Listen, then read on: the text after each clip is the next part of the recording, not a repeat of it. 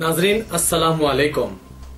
सियासत की खबरों में आप सबका इस्तकबाल है। सुप्रीम कोर्ट ने बाबरी मस्जिद शहादत केस में मुल्जिमीन एलके अडवाणी, मुरली मनोहर जोशी और उमा भारती के बशमूल बीजेपी के सीनियर लीडरों के खिलाफ साजिशी इल्जामात को बहाल करने के लिए दाखिल करदा दरख्वास्त पर अपने फैसले को आज महफूज कर दिया।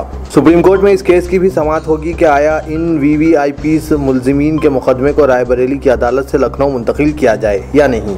6 दिसंबर 1992 को बाबरी मस्जिद शहादत के ताल्लुक से 2 केस दर्ज हैं। पहला केस इन बेनाम कार्ड सेवकों के ताल्लुक से है जिन पर मुकदमा लखनऊ की अदालत में ज़ेर दौरान है, जबकि इस केस में मुलविस वीवीआईपीस का मुकदमा रायबरेली की अदालत में जारी है। जस्टिस BC घोष और RF नरीमन पर मुश्तमिल बेंच ने यह भी इशारा दिया है कि वो इन दोनों केसों के 2 सेट्स को मुश्तरका मुकदमा करार दे सकते हैं और इसे रायबरेली से लखनऊ अदालत मुंतकिल किया जा सकता है। बेंच ने यह भी कहा कि इस केस को तकरीबन 25 साल हो चुके हैं। इंसाफ का तकाजा यही है कि रोज़ाना की असास पर वक्त मुकर्ररा के अंदर मुकदमे की समाअत के अहकाम दिए जाने पर गौर होगा और आइंदा 2 साल के अंदर केस को पूरा करने को तरजीह दी जाएगी। एलके अडवाणी और मुरली मनोहर जोशी की पैरवी करते हुए सीनियर एडवोकेट के वेणुगोपाल ने मुश्तरका मुकदमाबाजी की तजवीज़ की पुरजोर मुखालिफत की और इनका केस रायबरेली से लखनऊ मुंतकिल करने की भी शदीद मुखालिफत की।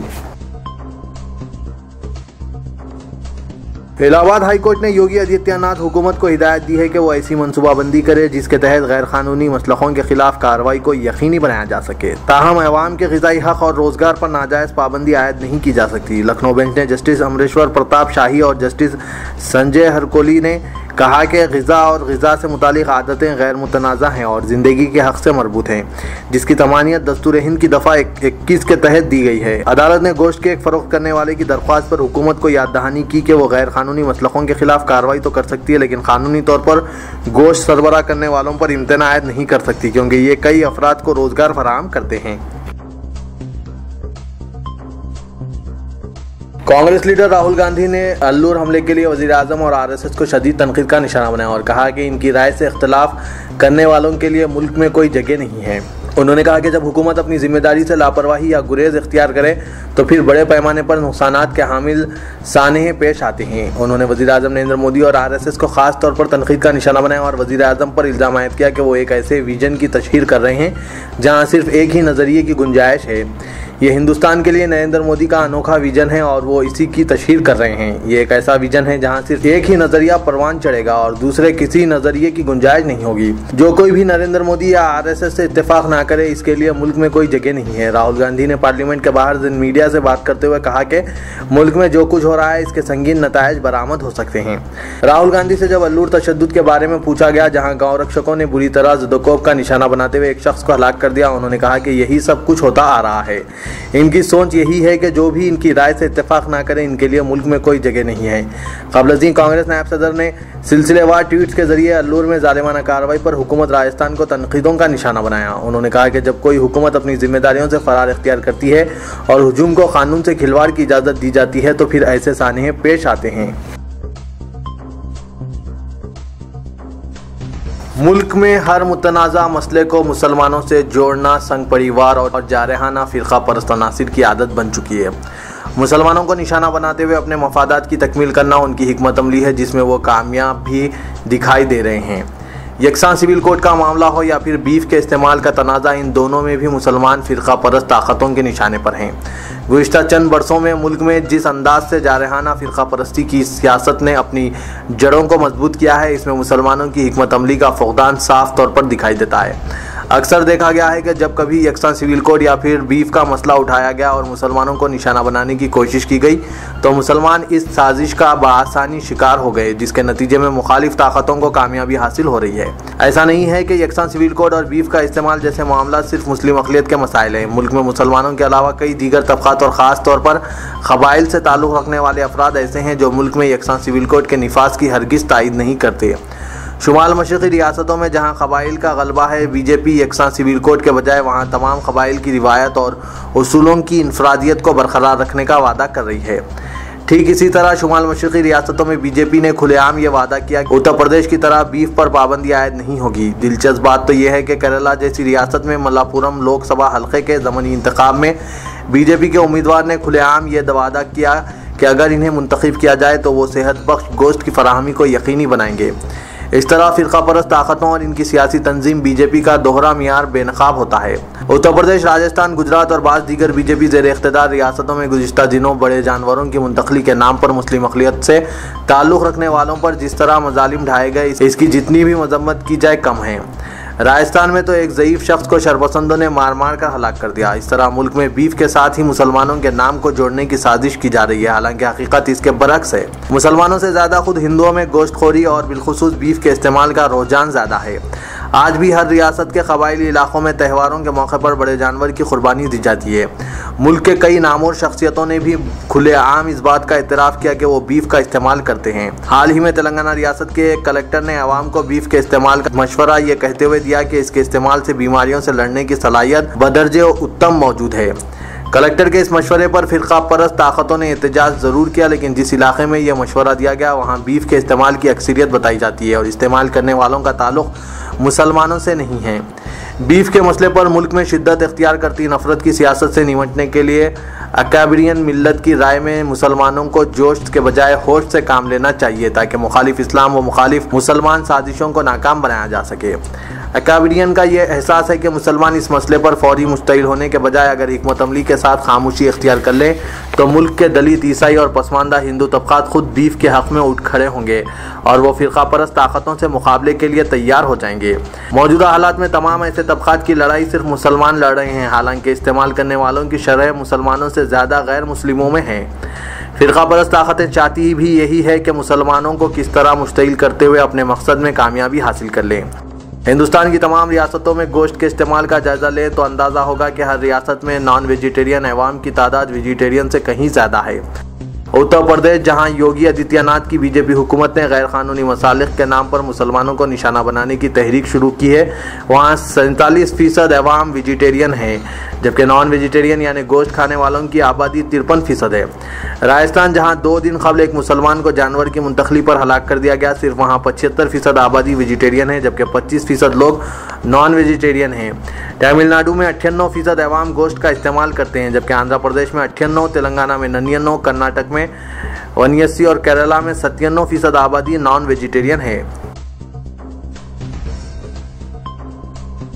तेलंगाना असेंबली के वसत मुद्दती इंतखाबात का इशारा मिलते ही जिस तरह भारतीय जनता पार्टी ने अपना मौक़िफ़ मजबूत करने की हिकमत अमली तैयार कर ली है, ठीक इसी तरह TRS हुकूमत की हलीफ मुकामी जमात भी ज़ायद नशिस्तों के ज़रिए अपनी अददी ताकत में इजाफे का मनसूबा बना रही है। असेंबली की नशिस्तों में इजाफे का 2026 तक कोई इम्कान नज़र नहीं आता, लिहाजा मौजूदा 119 नशिस्तों पर असेंबली इंतखाबात होंगे। बरसर इख्तिदार TRS ने उत्तर प्रदेश में बीजेपी की शानदार कामयाबी के बाद तेलंगाना में इसके बढ़ते कदम रोकने के लिए वसत मुद्दती इंतखाबात का मनसूबा बनाया है और इसे यकीन है कि 119 के मुंजमला 102 नशिस्तों पर कब्जा हासिल कर लेगी। वज़ीर आला की जानिब से कराए गए सर्वे में भी इस बात की पेशकयासी की गई है कि पार्टी 100 से ज़ायद नशिस्तों पर अपना मौक़िफ़ मुस्तहकम रखती है। ऐसे में मुकामी सियासी जमात के अज़ाइम बरसर इख्तिदार पार्टी के लिए मसाइल में इजाफे का सबब बन सकते हैं। मुकामी जमात जिसने हर मोड़ पर हुकूमत की तायीद का कोई मौका नहीं गंवाया, हत्ता कि मुसलमानों से मुतालिक बाज़ हसास मामलात में भी मुखलिफ जमात की हैसियत से मुस्लिम मफादात से ज़्यादा अपनी दोस्ती निभाने को अहमियत दी। बरसर इख्तिदार पार्टी को खुद भी इसका एहसास है और वज़ीर आला बारहा हलीफ जमात की तायीद का तस्करा करते रहे हैं। अब जबकि वसत मुद्दती इंतखाबात का बगल आइंदा चंद माह में किसी भी वक्त बच सकता है, ज़ायद नशिस्तों पर मुकाबले के हलीफ जमात के अज़ाइम से TRS के इम्कानात मुतासिर हो सकते हैं। बताया जाता है कि जिस तरह बीजेपी मजहबी जज्बात को वोट में तकसीम करने की तैयारी कर रही है, इसी तरह मुकामी जमात भी मुसलमानों को कौमी सतह पर दरपेश मुख्तलिफ मसाइल को अहम इंतखाबी मौजू बनाते हुए अपनी अददी ताकत में इजाफे की कोशिश करेगी।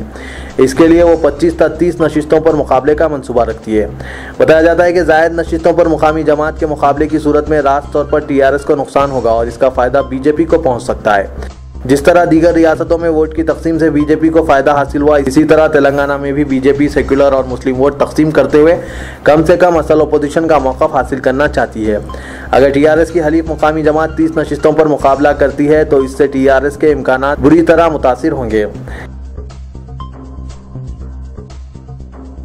रात के औकात में नौजवानों को बाइक रेस से रोकने के लिए वालिदैन को ही हिकमत अमली इख्तियार करनी चाहिए, क्योंकि सड़कों पर नौजवानों की रफ्तार बेढंगी को रोकना पुलिस या जिम्मेदार शहरियों के इख्तियार की बात नहीं है और इस तरह की कोई कोशिश इन्हें इंतहाई ख़तरनाक हादसे का शिकार बना सकती है। इसीलिए पुलिस एहलकार या जिम्मेदार शहरी भी इन्हें रोकने की कोशिश नहीं करते, जबकि ये नौजवान जो रातों के वक्त अपनी बाइक को 80 से 120 किलोमीटर फी घंटा की रफ्तार से शहर की सड़कों पर दौड़ाते हैं, इन्हें इस बात का एहसास भी नहीं होता कि वो कितने बड़े खतरे से खेल रहे हैं। दोनों शहरों में रात के वक्त बाइक रेस के रुझान में एक मरतबा फिर से इजाफा देखा जाने लगा है और ऐसे मासूम नौजवान इस बाइक रेस का हिस्सा बनते हैं जो जवानी के जोश में ये फरामोश कर देते हैं कि इन्हें घर वापस भी जाना है। शहर की सड़कों पर रात के वक्त पेश आने वाले हादसात में मोटरसाइकिल सवार ही हादसे का ज़्यादा शिकार होते हैं और ख्वाह गलती किसी की भी हो, नुकसान मोटरसाइकिल सवार का ही होता है। इसीलिए नौजवानों को ऐसी मोटरसाइकिल दिलाने से गुरेज करना चाहिए जो न सिर्फ इनके लिए बल्कि दूसरे राहगीरों के लिए खतरे का बायस बनती है। और जिन नौजवानों के पास ऐसी मोटरसाइकिलें हैं, इन्हें एहतियात और समझदारी का मुजाहरा करना चाहिए, क्योंकि इनकी नादानी न सिर्फ इन्हें बल्कि दूसरे सड़क पर चलने वालों के लिए भी नुकसान का सबब बन सकती है। जनाब मोहम्मद आमिद अंसारी, नायब सदर जमहूरिया हिंद, मौलाना आज़ाद नेशनल उर्दू यूनिवर्सिटी में पहला मोहम्मद कुली कुतुब शाह यादगारी खुतबा पेश करेंगे। यादगारी खुतबा 13 अप्रैल को 12:30 बजे दिन मानू कैंपस में पेश किया जाएगा। मोहम्मद कुली कुतुब शाह यादगारी खुतबा और उर्दू यूनिवर्सिटी में इल्म व दानिश की रिवायत को फ़रोग़ देने के सिलसिले की एक कड़ी है। Doctor Mohammad Aslam Parvez, vice chancellor, ने महसूस किया कि आज़ादी के बाद मुल्क में क़ायम करदा उर्दू ज़रिया तालीम की पहली यूनिवर्सिटी उस शहर में क़ायम हुई जिसका अपना एक ख़ास तारीख़ी व तहज़ीबी पस मंज़र है।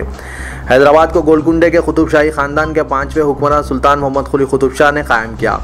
इस शहर को बाकायदा मनसूबाबंदी के तहत आबाद किया गया। मोहम्मद कुली कुतुब शाह उर्दू दक्कनी का पहले साहिब दीवान शायर हैं। इसके अहद ही में हैदराबाद ने सारी दुनिया में एक तरक्की याफ्ता शहर का मुकाम हासिल किया। पाकिस्तान ये चाहता है कि फिल्म दंगल में हिंदुस्तानी परचम और कौमी तराने के मनाजिर को हज़फ कर दिया जाए, लेकिन आमिर खान ने इससे इनकार कर दिया है। लोकल डिस्ट्रीब्यूटर से ख्वाहिश की गई है कि वो फिल्म दंगल को पाकिस्तान में नुमाइश के लिए पेश करें और आमिर खान ऐसा करना नहीं चाहते हैं, लेकिन जब सेंसर बोर्ड से ऐसे मनाजिर हज़फ कर देने की दरख्वास्त की गई, उन्होंने ये फैसला किया कि वो इस मुल्क में अपनी इस फिल्म को रिलीज़ नहीं करेंगे। हज़रत अली रज़ी अल्लाह तआला अन्हु के यौम पैदाइश के मौके पर दारुश्शफ़ा से कोहा मौला अली तक निकाले जाने वाले जुलूस सहरा मुबारक 13 रजब को मुकर्रर है। इसी दिन हनुमान जयंती होने के बाद पुलिस ने आज दोनों फ़िरक़ों के पेशवाओं का एक इजलास सालार जंग म्यूजियम ऑडिटोरियम में मुनक़िद किया। इस इजलास में शिया उलमा इकराम ने शिरकत की, हिंदुओं की जानिब से डॉक्टर भगवंत राव और दूसरों ने शिरकत की। कमिश्नर पुलिस महेंदर रेड्डी ने बंदोबस्त की तफसीलात से वाकिफ़ करवाया और कहा कि एक मुकाम पर दोनों जुलूसों का आमना सामना हो सकता है। Deputy commissioner police south Satyanarayana ने बताया कि शिया बरादरी ने जुलूस को शाम 6 बजे निकालने पर इत्तेफाक कर लिया। हनुमान रैली गौलीगुड़े से ताड़बंद सिकंदराबाद तक निकाली जाती है। इस मौके पर हैदराबाद के अलावा साइबराबाद और रच्चाकुंडे के पुलिस के आला अहदेदार ने शिरकत की।